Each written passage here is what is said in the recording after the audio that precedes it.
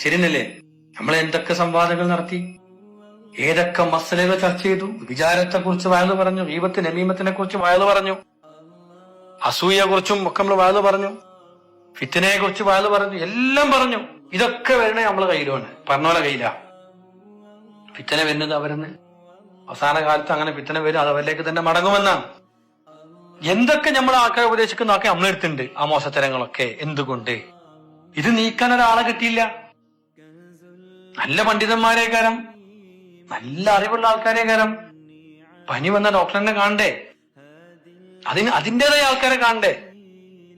ഒരു സ്ഥലത്ത് പോകണമെങ്കിൽ ഞാൻ പണ്ഡിതനാണ്, ബസ് എടുത്തുകൊണ്ട് പോയി വെക്കണ്ടി, ബസ് എടുക്കാൻ പോകുന്നത്. അപ്പൊ മനസ്സിലാവും എനിക്ക് എല്ലാ അറിവുണ്ട്. അത് കിതാബോധല അറിവ് അവിടെ ഉള്ളു, ഡ്രൈവിംഗ് വേറെ ആളെ വേണം.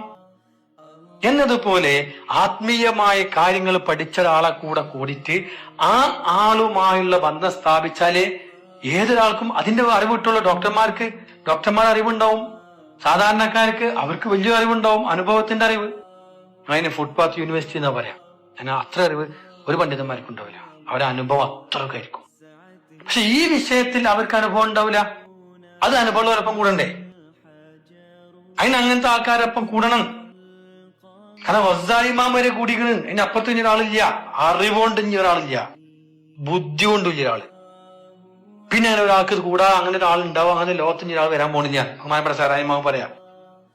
അപ്പൊ അങ്ങനത്തെ ഒരാളെ കൈ പിടിച്ച് വളർന്നിട്ട് അധ്വാനിച്ചാലേ ഇത് നടക്കുള്ളൂ.